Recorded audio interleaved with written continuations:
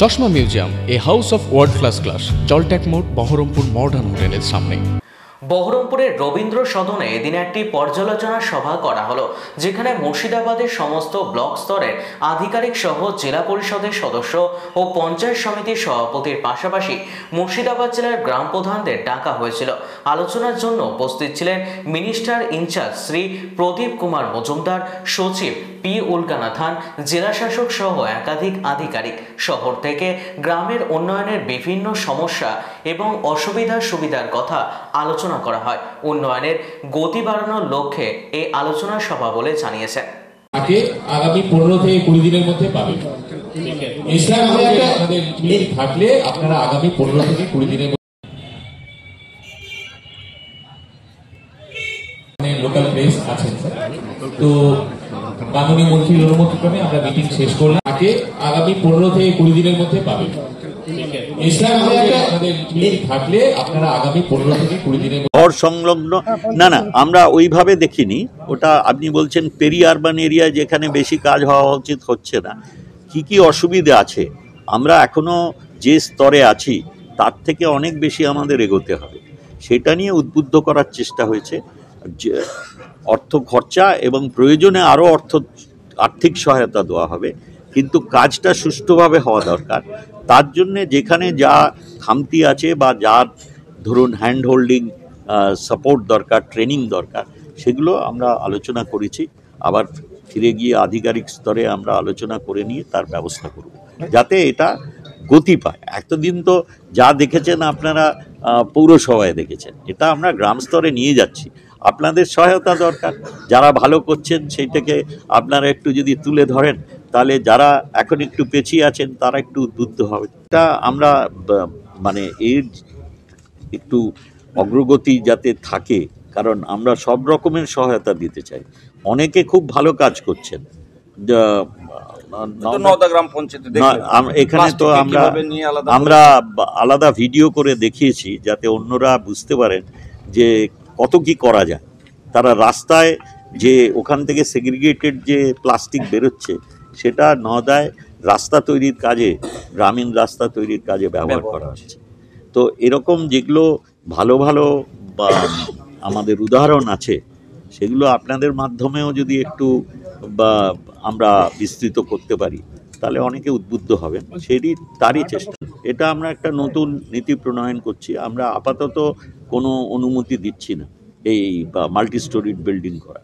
গ্রাম অঞ্চলে এর জন্যে আমরা প্রায় 8 মাস ধরে একটা নতুন নীতি তৈরি করার জন্যে সব ব্যবস্থা করেছি। আমাদের এটা নিয়ম হচ্ছে আনুষাঙ্গিক সব দপ্তরের অনুমোদন নিয়ে তারপরে আমরা এটা মন্ত্রিসভায় পাঠাবো অনুমোদনের জন্য, তারপরে এই নীতি প্রণয়ন হবে। তো এখন একটা দপ্তরে এটা আছে, তাদের সঙ্গে আমরা আলোচনা করছি, তাদের কিছু মতামত আছে। আমরা চেষ্টা করছি যাতে এটা ভবিষ্যতে এই রাস্তাটা আরও সুগম হয়, কারণ অনেকগুলো জিনিস যারা নিজেরা অন্যায়ভাবে অনুমোদন ছাড়াই তারা যেভাবে করেছেন, আর মানুষ আকৃষ্ট হচ্ছে তার বাহ্যিক চাকচিক্য দেখে, কিন্তু প্রাথমিক কিছু জিনিস সেখানে অভাব আছে। সেই জন্য এই সমস্যাটা তীব্র হয়ে উঠছে। সেই জন্য আমরা প্রায় অলমোস্ট এ ইয়ার নাও আমরা নতুন কোনো অনুমোদন দিচ্ছি না এই ধরনের মাল্টি স্টোরিড বিল্ডিং করা।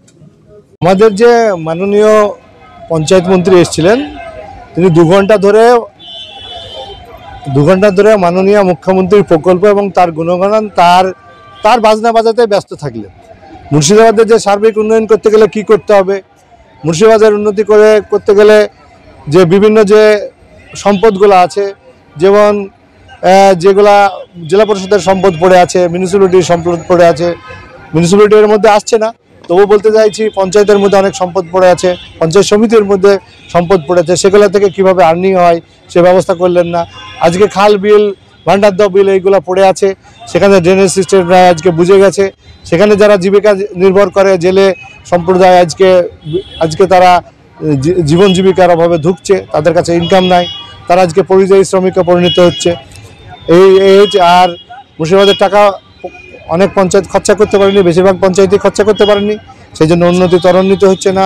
খরচা করতে না পারার কারণ হচ্ছে যে টেন্ডার ঠিকমতো হচ্ছে না, তাদের কাটমানি খাওয়ার একটা প্রবণতা আছে সেই কাটমানি কিভাবে কোথায় যাবে সেটা ঠিক করতে পারছে না, কোন নেতার পকেটে কত যাবে সেটা ঠিক করতে পারছে না বলেই এরকম ভাবে তাদের এই টেন্ডার ঠিকমতো হচ্ছে না। মুখ্যমন্ত্রীর কথা শুধু উন্নয়ন প্রকল্প, বিভিন্ন প্রকল্প, এগুলো হচ্ছে এই প্রকল্পের মাধ্যমে কিভাবে তাদের নেতা নেত্রীদের পকেট ভরবে সেটার তাদের নেতা নেত্রীদের উন্নয়নের নামে আয়ওয়াস হচ্ছে। সেন্ট্রাল আজকে তিনি বললেন আজকে ব্যর্থ, আজকে 100 দিনের কাজ টাকা আনতে ব্যর্থ, তিনি অডিটেড হিসাব দিতে ব্যর্থ বলে সেন্ট্রাল গভর্নমেন্ট টাকা দিচ্ছে না। সে আজকে বিভিন্ন কাজে আজকে সেন্ট্রাল গভর্নমেন্টের কোনো ফল্ট হলে তারা সুপ্রিম কোর্টে গিয়ে কেস করছে। আজকে এর কাছে নোটিশ আসলে সুপ্রিম কোর্টে গিয়ে ধর্ণা দেয়। আজকে মুখ্যমন্ত্রী আজকে 100 দিনের কাজে কেন ধর্ণা দিচ্ছেন না? আমরা চাইছি সার্বিক উন্নয়ন হোক মুর্শিদাবাদের, পশ্চিমবাংলার। আব্দুল্লাহ আল কাফি, ZP 67 পরিষদীয় নেতা, জাতীয় কংগ্রেস।